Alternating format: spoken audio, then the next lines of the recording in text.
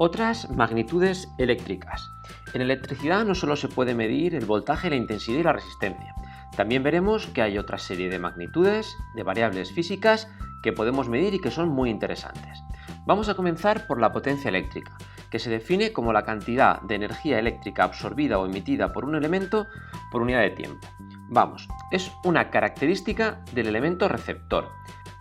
En la siguiente imagen podéis ver las potencias características de los electrodomésticos que tenemos en casa. Por ejemplo, un secador 1500 vatios, un ventilador 100 vatios, una lavadora 2000 vatios. Son valores aproximados. Habrá que ver en el electrodoméstico concreto cuál es su potencia, porque es una característica propia de ese elemento receptor. Ha sido diseñado para tener esa potencia. En nuestras casas, el voltaje de suministro de nuestros enchufes es de 230 voltios. Y la potencia se puede calcular como la multiplicación del voltaje por la intensidad. La unidad de medida de la potencia son los vatios, aunque a veces es una unidad que se nos queda pequeña y utilizamos los kilovatios. Relacionado con la potencia está el cuadro general de mando y protección, el CGMP en su abreviatura. La empresa que realiza la instalación eléctrica en tu casa te incluye un cuadro general de mando y protección que se va a componer de una serie de partes. El cuadro general de mando y protección tiene un aspecto como el que veis en la fotografía de la derecha. Son unos pequeños interruptores que se van a desconectar dependiendo de una serie de características que pueda pasar en la instalación. Ese cuadro general de mando y protección, como ya hemos dicho, se compone de varias partes. La primera de ellas será el ICP, el interruptor de control de potencia, que se desconectará si sobrepasamos la potencia contratada con la empresa eléctrica. En segundo lugar tendremos el IGA, el interruptor general automático, que se desconecta si se supera el límite que puede soportar la instalación que te han hecho en tu casa. El tercero, el PCS, es el protector contra sobretensiones, que se va a desconectar si hay un pico de voltaje. En el punto 4, el ID, el interruptor diferencial, que se va a desconectar si hay una fuga de electricidad. Lo que hace este interruptor diferencial es analizar instantáneamente la corriente que entra y la corriente que sale. Si todo funciona bien, esa resta tiene que dar 0. Todo lo que entra tiene que salir por el automático. En el caso de que haya diferencia, significa que hay un elemento en la instalación que está absorbiendo la corriente y no le está dejando salir. O lo que es lo mismo, un cortocircuito. Nos protege de los cortocircuitos. Normalmente este interruptor diferencial tiene un botoncito para testearlo, para saber si funciona correctamente. Si lo apretamos, se debe desconectar automáticamente. Y por último, los PIAs, que son los pequeños interruptores automáticos. Son los que controlan los distintos circuitos de la sala, pues el salón, la cocina, los enchufes, de manera que si el electricista tiene que hacer una reparación concreta en una sala concreta, puede desconectar ese PIA y dejar todos los demás funcionando para que toda la casa siga teniendo suministro eléctrico. Pero en nuestra casa, ¿por qué cuando conecto muchas cosas se desconecta toda la electricidad? Bueno, pues por un motivo. Porque te has pasado normalmente de la potencia contratada, o lo que es lo mismo, has conectado demasiadas cosas. ¿Cuál sería la solución? Pues desconectar algo. Vamos a ver un ejemplo muy sencillo. Vamos a imaginarnos que tenemos contratada una potencia de 3000 vatios. Si conectamos el horno, el microondas, la lavadora, el lavavajillas y 100.000 electrodomésticos más, pues lo que va a pasar es que vamos a superar esa potencia que hemos contratado con nuestra empresa eléctrica y automáticamente ese interruptor se va a desconectar para decirnos que nos hemos pasado como del ancho de potencia. Es como, para que lo entendáis, es como el ancho de banda de internet. Lo normal en una casa es tener contratada una potencia entre 3.450 vatios y 5.750 vatios. Vamos a ver un ejemplo. Vamos a calcular la potencia de un secador de pelo que está conectado a un enchufe de 230 voltios y por el que circula una intensidad de 8,7 amperios. Acordaros que todos los enchufes de nuestra casa funcionan a ese voltaje, 230 voltios. Lo que hacen los fabricantes de electrodomésticos es amoldarse a esos 230 voltios. Bueno, lo primero vamos a escribir los datos. Escribimos los datos de potencia, que no lo sabemos, el voltaje 230 y la intensidad 8,7 amperios. Pasamos ahora a la solución. Sabiendo que la potencia es igual al voltaje por la intensidad, pues simplemente tenemos que multiplicar 230 por 8,7 y nos dará un valor de 2001 vatios. Pasamos a ver la siguiente magnitud que podemos medir en una instalación eléctrica, en este caso la energía eléctrica. Las compañías que nos instalan la electricidad en casa calculan la energía eléctrica que has gastado multiplicando la potencia del receptor, que os recuerdo que es una característica, viene marcado de fábrica, por el tiempo que ha estado funcionando.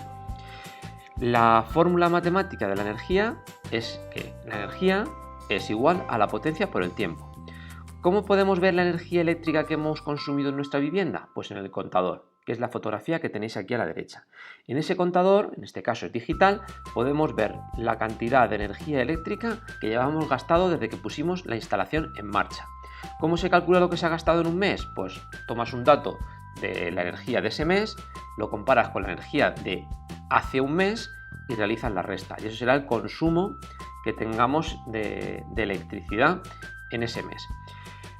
Como suelen ser números muy grandes, utilizamos los kilovatios hora. Un ejemplo muy sencillo. Imaginar que tenemos el lavavajillas que está funcionando durante mucho tiempo. Un lavavajillas tiene una potencia muy alta. Si lo utilizamos durante mucho tiempo, la energía va a ser muy alta. ¿De acuerdo? Vamos a gastar muchísima energía eléctrica. En cambio, si por ejemplo una televisión que la estamos utilizando durante mucho tiempo tiene una potencia baja, como así es, la energía gastada será mucho menor. Vamos a ver un ejemplo. El mismo problema que teníamos con el secador de pelo, que está conectado al enchufe de una casa de 230 voltios y porque circula una intensidad de 8,7 amperios. Y en este caso me dan un dato más. Me dicen que ha funcionado durante 2 horas. Escribimos los datos y añadimos las 2 horas. Me piden qué energía eléctrica habrá consumido. Bueno, en primer lugar, como ya hemos visto antes, voy a calcular la potencia, que ya hemos visto que salía 2001 vatios. Para calcular la energía eléctrica que hemos consumido, vamos a multiplicar esa potencia por el tiempo que ha estado utilizando. Como ya hemos visto antes, vamos a utilizar un múltiplo del vatio segundo, que sería la unidad del sistema internacional. Serían los kilovatios hora. Por lo tanto, esos 2001 vatios los voy a pasar a kilovatios, que serían dividir entre 1000, 2,001 por las 2 horas que ha estado funcionando y me daría un total de 4,002 kilovatios hora. El coste en sí mismo no es una magnitud eléctrica, no es algo que podamos medir en un circuito, pero sí que es algo que quieren medir las empresas, sobre todo las eléctricas. En este caso, el coste, el dinero que tengo que pagar por esa energía eléctrica utilizada, va a hacer aumentar los beneficios de la compañía. Por lo tanto, es muy importante su cálculo y que nosotros conozcamos cómo se hace. La compañía eléctrica nos va a cobrar por la energía consumida a razón del precio que tengamos contratado el kilovatio hora. Cuando vamos a hacer una instalación eléctrica, hablamos con la compañía que nos va a suministrar esa electricidad y firmamos un contrato en el cual se indica el precio del kilovatio hora. Normalmente suele rondar los 0,15 euros por kilovatio hora. Para calcularlo, lo que vamos a hacer es multiplicar la energía por el precio del kilovatio hora. Vamos a ver un ejemplo para que lo entendamos todo. Vamos a continuar con nuestro problema, con nuestro secador de pelo, con nuestro voltaje, con nuestra intensidad, con nuestras 2 horas y ahora queremos saber cuánto nos va a cobrar la compañía eléctrica. Como siempre, escribo los datos y en este caso añado que el precio que tengo contratado del kilovatio hora con mi compañía eléctrica es de 0,15 euros por cada kilovatio hora que consuma. La solución será, en primer lugar, calculo la potencia, que ya lo hemos visto en los ejercicios anteriores, 2001 vatios. Calculo la energía. Os recuerdo que hay que pasar los vatios a kilovatios y las horas dejarlas en horas. Nos sale 4,002 kilovatios hora. Y a continuación, para calcular el coste, lo que voy a hacer va a ser coger el 4,002 kilovatios hora y multiplicarlo por 0,15, que es lo que vale un kilovatio. Total, salen 0,6003 euros, aproximadamente unos 60 céntimos. Vamos a hacer un resumen. La potencia es igual al voltaje por la intensidad. La energía es igual a la potencia en kilovatios por el tiempo en horas. El coste es igual a esa energía en kilovatios hora por el precio del kilovatio hora. Os recuerdo también que tenemos una cosa que se llama cuadro general de mando y protección en nuestras casas, que tiene un interruptor de control de potencia que se desconecta si sobrepasamos la potencia contratada con la empresa eléctrica, que tenemos 3 interruptores de protección y uno más para los circuitos de la casa. Espero que os haya gustado este vídeo y que lo hayáis comprendido todo. Un saludo y hasta el siguiente.